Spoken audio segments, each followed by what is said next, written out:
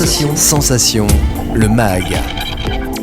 Bonjour à tous, bienvenue sur Sensation en association avec TV78. Je suis aujourd'hui avec Michel Bocage-Marchand, directeur du festival Jazz à toute heure. Bonjour. Bonjour Jesse. Alors on vous a déjà reçu dans une émission précédente pour parler de la programmation du festival Jazz à toute heure qui aura lieu du 17 mars au 18 avril. Alors quel est l'intérêt d'un festival comme celui-ci ?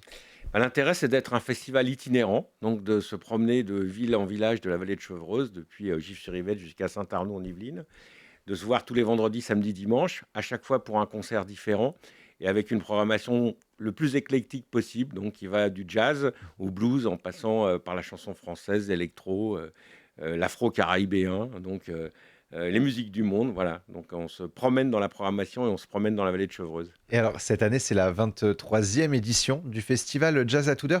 Est-ce que vous pouvez nous raconter un petit peu l'histoire justement de ce festival ? Parce que Jazz à toute heure c'est aussi une association. C'est une association dont l'objet est la création du lien social par l'organisation d'événements musicaux. Et ce festival est né de ma rencontre avec André Ceccarelli, notre parrain, qui est l'un des plus grands batteurs de jazz du monde, qui a gentiment accepté, lorsque j'ai eu envie de monter ce festival, d'être le parrain. Et moi qui ne viens pas du milieu musical, ça m'a donné tout de suite des portes ouvertes pour rencontrer les musiciens, les faire venir dans le festival et tout de suite pouvoir avoir une programmation de grande qualité. Et alors justement cette année que nous réserve ce festival ? Alors, ce festival, comme toujours, est de plus en plus une programmation éclectique.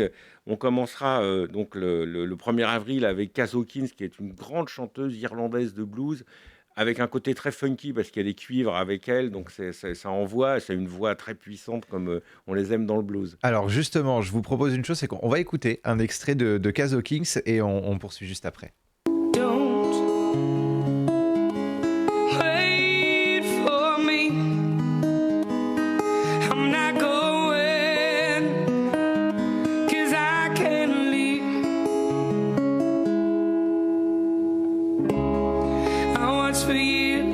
Strength, your pride. You held the doors as life passed you by. Life just passed you by. Now I can tell you wanna go. Don't think of me, 'cause I can't go.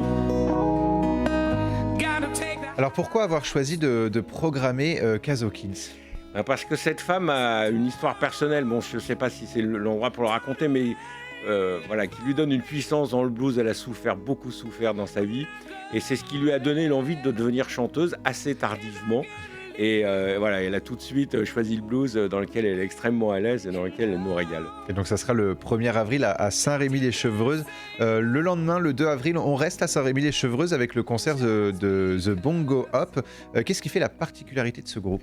Alors ce groupe-là, c'est tout à fait dans la tendance actuelle, voilà, qui peut plaire aux jeunes, je pense, électro-afro-caribéen. C'est-à-dire qu'il y a des rythmes plutôt chaloupés, plutôt dansants. C'est un groupe qui invite à danser, qui fait ce mélange voilà, entre des origines caribéennes et puis les sons d'aujourd'hui avec l'électro. Ils sont nombreux sur scène, ils sont 8 ou 9 sur scène. Il y a les machines, il y a les cuivres, il y a 4 ou 5 chanteurs et chanteuses. Donc voilà, je pense que c'est là où il faut venir si on a envie de danser. Et vous avez évoqué justement les jeunes, en général, les festivals où on entend parler de blues, de jazz, on se dit que c'est plus pour les anciennes générations. Pour autant, le blues et le jazz, aujourd'hui, reviennent entre guillemets à la mode. Les jeunes aiment écouter du blues, du jazz et même plusieurs autres styles de musique. Oui, parce que souvent, c'est de la musique qui fait bouger, c'est de la musique qui groove, et je pense que voilà, les jeunes, ils ont envie que ça bouge, qu'on puisse s'exprimer aussi en écoutant la musique. Et voilà, les musiques dont on vient de parler là, c'est tout à fait ça, et c'est tout à fait, je pense, quelque chose qui réunit les générations. Et le 8 et le 9 avril, donc ça se passe encore à Saint-Rémy-les-Chevreuses. Le 8 avril, c'est André Ceccarelli et Laurent Coulondre qui nous feront découvrir leur univers blues. Le 9 avril, ce sera Frédérica Stahl qui viendra également à Saint-Rémy-les-Chevreuses. Alors on va écouter un extrait de Laurent Coulondre et on poursuit.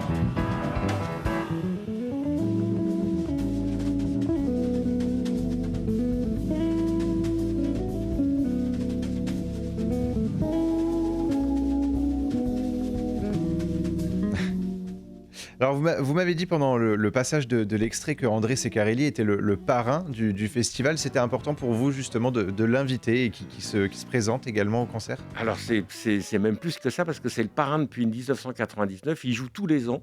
Il a une carte blanche. Donc il invite les musiciens qu'il choisit.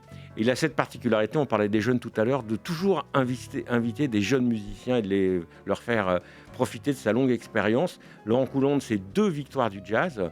C'est un pianiste incroyable qui rend hommage à Michel Petrucciani. Voilà, donc c'est vraiment Jazz Masters. Alors là, on n'a pas entendu hein, justement la partie pianiste, mais vous êtes attaché justement à la carrière de Laurent Coulondre, pardon, de manière générale, que pourront découvrir les spectateurs sur ces 2 journées? Alors sur ces 2 journées, là vraiment, elle est pure jazz. Hein, celle-là, Laurent Coulondre, Michel Petrucciani, André Ceccarelli. Bon, on est dans les très grands amateurs de jazz et avec des grosses pointures du jazz. Et puis le lendemain, avec Fredrika Stahl, là, on attend les jeunes, parce que là, on est dans du pur électro.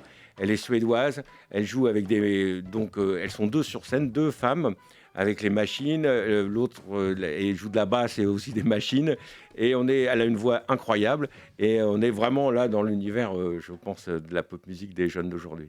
Et alors, on va finir avec le week-end du 15, 16 et 17 avril. Donc le 15 avril, ça se passe à Lévis-Saint-Nom avec Rita Payès et Elisabeth Roma. Parlez-nous de ces artistes. Alors c'est un duo assez étonnant parce que c'est la mère et la fille. Rita Payès est une guitariste classique et une sommité dans la guitare classique. Et puis sa fille joue du trombone et chante, ce qui est assez rare. Ah oui. Alors pas en même temps évidemment, mais voilà. Et puis elle joue le trombone très rond, pas le trombone clinquant du big band.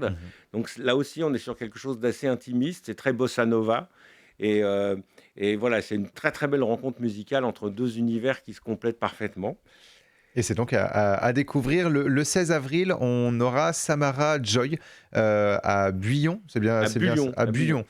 Quelle sera l'ambiance de cette soirée? Alors là, c'est une ambiance de découverte absolue. Samara Joy, je vous l'annonce, c'est la future très grande chanteuse de jazz qui va arriver. Elle a 21 ans, donc elle est toute jeune. Elle a un grain de voix absolument exceptionnel. Je pense que j'en ai écouté beaucoup et elle est du niveau d'Ella Fitzgerald, c'est quand même la plus belle des références.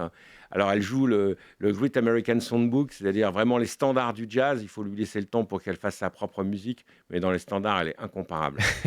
Et enfin, on finira du coup le festival Jazz à toute heure le 17 avril avec Super Down Home en concert à Rochefort en Yvelines. Si on doit résumer le concert en quelques mots, qu'est-ce que vous pouvez nous dire? Alors là, on est dans le blues électrique, le blues rock, celui qui envoie du lourd, comme on dit. Les fans de ZZ Top vont adorer. Ce qui est tout à fait étonnant, c'est que ce sont des Italiens, mais ça sonne comme vraiment le blues de Chicago. Et voilà, là aussi, c'est très péchu et ça fera bouger les gens. Et alors, vous programmez des concerts un peu partout, hein, dans les Yvelines et en Essonne. 9 communes sont concernées pour 12 concerts. Pourquoi ce choix de délocaliser au maximum les concerts? Est-ce qu'il y a cette envie de faire découvrir un territoire aussi? C'est exactement ça. On s'est installé au départ sur le sud des Yvelines et puis donc un petit bout du nord de l'Essonne. C'est cette itinérance qui nous a plu. Et puis, comme on l'a dit tout à l'heure, notre objet, c'est la création du lien social. Ce qu'on veut, c'est montrer qu'on peut organiser avec des équipes locales des concerts d'envergure internationale. Hein. Ces artistes-là, on les voit sur les grandes scènes parisiennes, avec des équipes locales. Et pour, bien sûr, alors c'est pas du tout une volonté de se renfermer au local, parce que le festival est évidemment bras grands ouverts à tout le monde. Mais voilà, faire vivre ce territoire qui n'a pas l'habitude d'accueillir ce type d'artistes et puis se faire plaisir. Et puis voilà, on est une association, donc on fait tout ça avec cœur. Et ben c'est jusqu'au 17 avril. Merci beaucoup, Michel Bocage-Marchand, d'avoir été avec nous sur Sensation. Et pour revoir ou réécouter cette émission, rendez-vous sur notre site et application Radio Sensation.